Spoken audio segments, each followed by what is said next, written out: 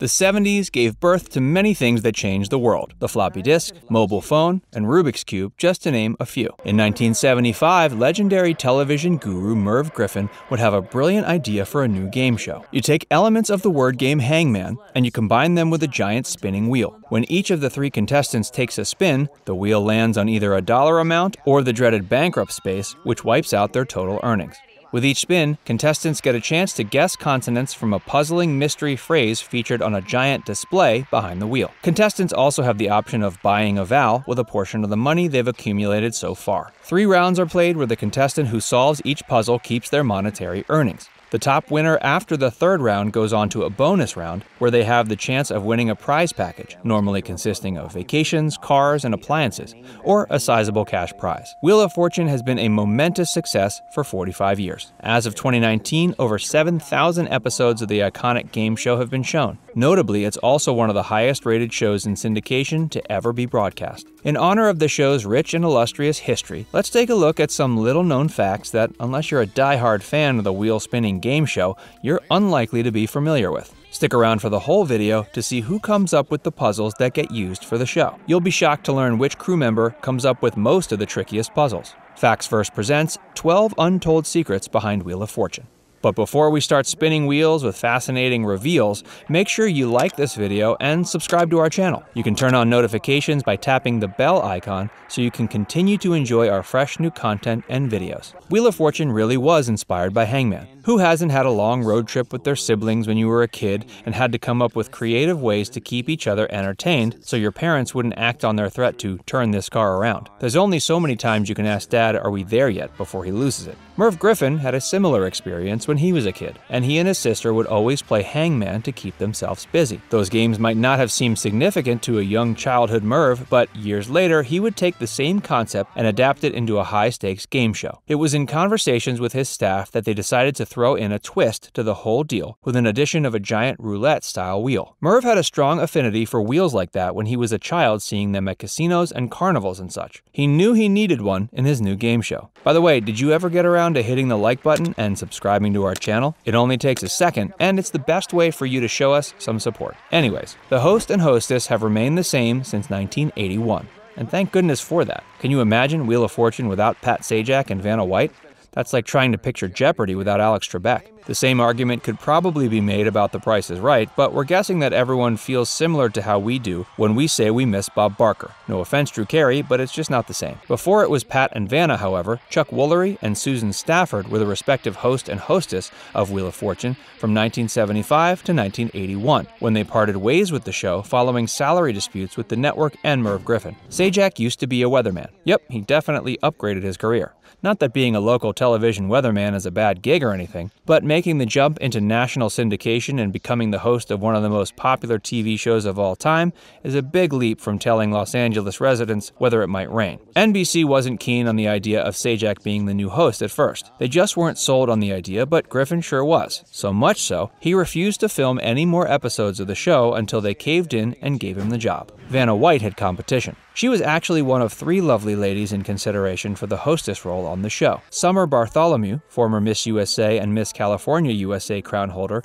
was also really trying to get the job. She briefly would get a chance to fill in for the hostess role too in 1982. Bartholomew would go on to be the hostess in the game show's Sale of the Century. Vanna White's other main competitor was Vicky McCarthy, who was the Playmate of the Month in the September 1979 issue of Playboy. She went on to find some minor success on Bravo with the show Girlfriend's Guide to Divorce, in addition to authoring a series of guides and self-help books that drew on her knowledge from being a lawyer. Merv decided Vanna White was destined to be the show's hostess, as he was particularly impressed by the way she turned over the letters on the puzzle board. We're not gonna lie, we like how she turns those letters too. She makes it look good. The Pat Sajak Show. We all have dreams. In 1989, Pat's dream was to become a late-night talk show host. Unfortunately, this dream didn't quite pan out the way he had hoped. The Pat Sajak Show lasted only 1 season and was canceled in 1990 following pretty dismal low ratings. So it was back to Wheel of Fortune for Mr. Sajak, exactly where audiences wanted to see him. The show used to take an hour to film. Producer Harry Friedman, who got on board with the show in '95, was pretty peeved about it too. After all, the show only airs for 30 minutes. Why should it take double that to film? The reason why Wheel of Fortune took so long to film was that after each round, the puzzle board had to be manually reset for each new puzzle. This process took roughly 10 minutes for each reset,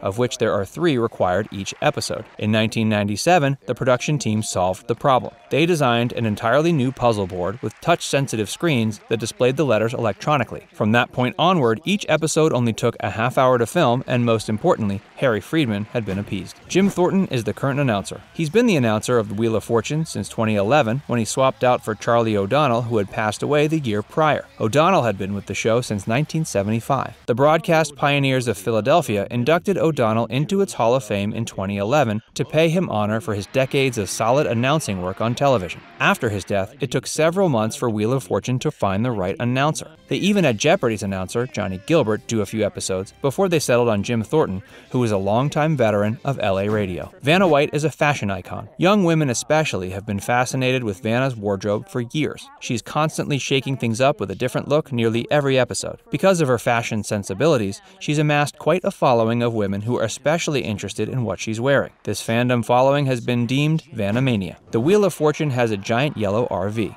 and they take that recreational vehicle all across the country in search of new contestants that would be a good match for the show. They've embarked on well over 275 search quests and have traveled more than 300,000 miles in search of new faces. Fans lucky enough to come across this RV get a chance to have an up-close and personal experience of what it's like to be one of the lucky few that get to be on the show. Over the years, over 1 million people have applied for the chance to be on the show. Wheel has jumped networks and studios. Initially, the show was taped at NBC Studios in Burbank, California, but in 1989, they went over to CBS, where the show was filmed at CBS Television City Studios in Los Angeles. But in 1995, the rights to the show got sold once again back to NBC. Since then, they've been taping episodes of the iconic game show at Sony Picture Studios in Culver City. The studio set changed a bunch over the years. Originally, the set consisted of a yellow, red, and blue color scheme for its backdrop, but when they made the move from NBC to CBS in '89, gold and spikes were added to the background decor, and an additional score screen was added to the setup. A few years later, in 1997,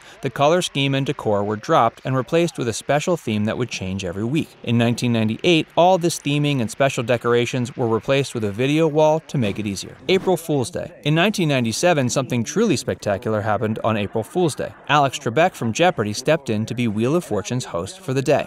Guess who the contestants were? None other than Pat Sajak and Vanna White, who competed for various charities. The hostess for that episode was Leslie Brown, who just so happens to be Pat Sajak's wife. Extra fact: ever wonder how they come up with all the puzzles? Well, the entire crew contributes to the fun, but one person in particular is especially good at coming up with the real stumpers. Vanna White has been an avid fan of crossword puzzles for years, so it's no surprise she would be great at coming up with some of Wheel of Fortune's most brain-twisting puzzles. According to Sajak, White's puzzles get used on a regular basis. Well, here we are again at the end of another great video. It's crazy to think that Wheel of Fortune has been on TV for so many decades. It's even crazier how Vanna White looks so amazing after all these years. Now it's time to hear from you. Would you rather be a contestant on Wheel of Fortune or Jeopardy? Let us know what you think in the comment section. And before you go, make sure you remember to like this video, subscribe to our channel, and tap the bell icon to turn on notifications.